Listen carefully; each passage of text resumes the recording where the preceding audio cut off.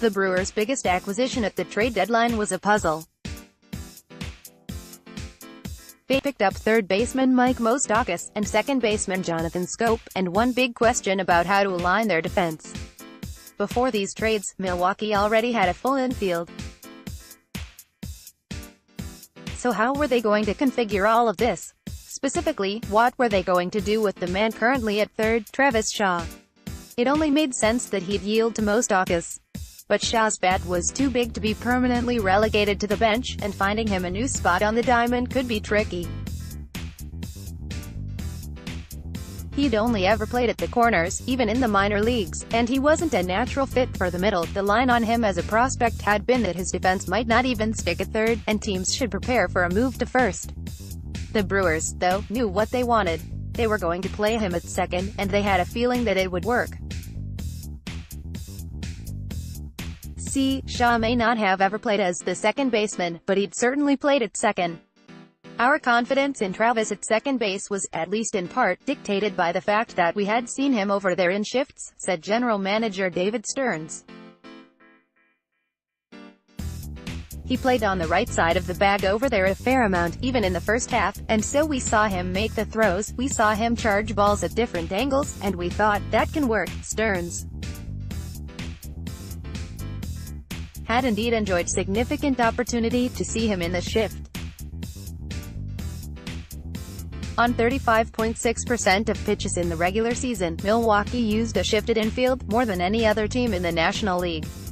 Shaw's experience, then, is reflective of the team's larger philosophy here. A position doesn't have to be anything more than one of baseball's social constructs.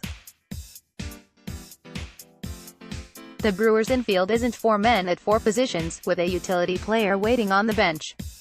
It's a set of guys who have been brought together for maximum flexibility, able to be configured in any number of different ways, changing not just from game to game, but from batter to batter, in an attempt to nail the best defensive arrangement at any given time.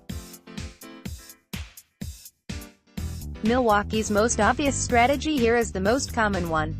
Like every team nowadays, they make use of the shift. They just do it more than almost anyone else. The 2018 season was the third in a row that the team led the NL in infield alignments, categorized either as a full shift, with 3 men on one side of second base, or as strategic, with 1 man somehow out of regular position. Not coincidentally, it was also the third full season in office for Stearns. The Brewers' 35.6% this year was their highest yet, easily putting them in first place in the NL, as one of only 2 teams to post a number above 30%. It can be disconcerting to look up and see a near-empty half of the infield that often. But it's paid off, and so the team's stuck with it. We believe in this, what we're doing. We trust it, said manager Craig Counsell. Sometimes it's hard to trust, I think, for everybody. When you look at the shift, it's sometimes hard, and it does cause you some anxiety. But it's a system that's worked for us, and we're going to live by it. The other half of the team's strategy here is a little more unorthodox.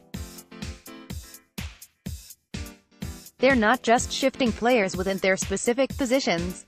They're shifting them between positions. After acquiring Moustakas on July 27, Milwaukee used 14 different infield configurations in 57 regular season games.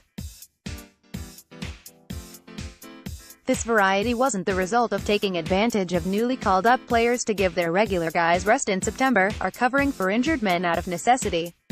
These 14 arrangements were instead built from the same set of 7 players, none of them rookies. In 8 playoff games so far, the team has used 4 different configurations. The corner positions have been relatively stable.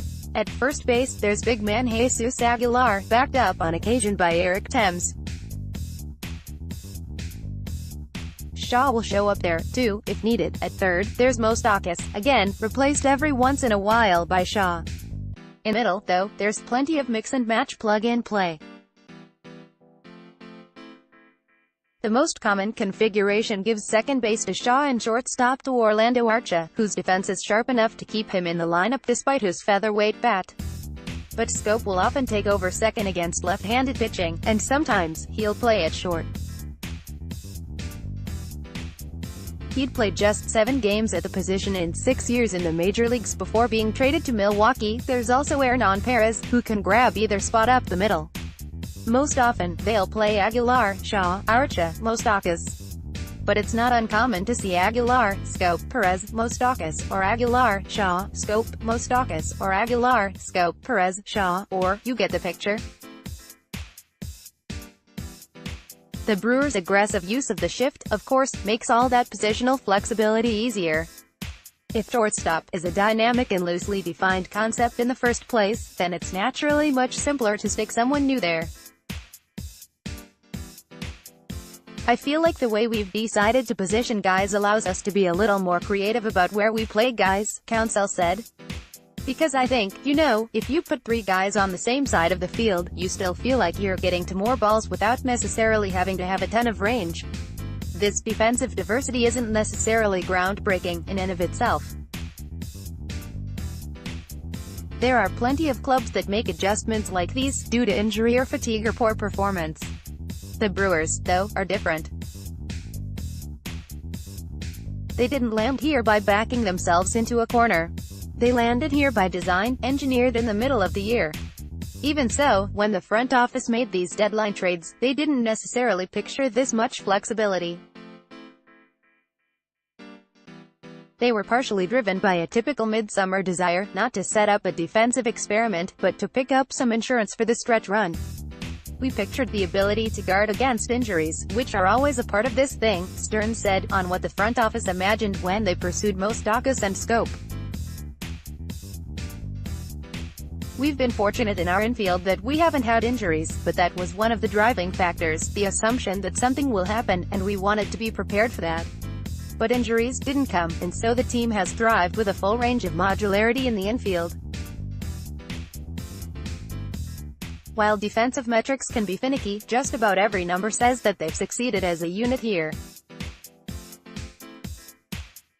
The Brewers ranked second in the National League for defensive efficiency, which measures the percentage of balls in play converted into outs. Their defensive runs saved was the highest of any playoff team, 91 runs recovered by their fielders, and their defensive runs above average was the highest in the NL. The strong outfield, led by Lorenzo Cain, is central to that, of course, but the infield has held up their end of the deal, too. In the outfield, you're 100% feeling comfortable that anything hit in the air, it's pretty much going to be caught, said starting pitcher Gio Gonzalez. And in the infield, from corner to corner, I think it's unbelievable. Guys are playing positions they've never played before, and they're doing great. The official baseball rules don't define any of the infield positions.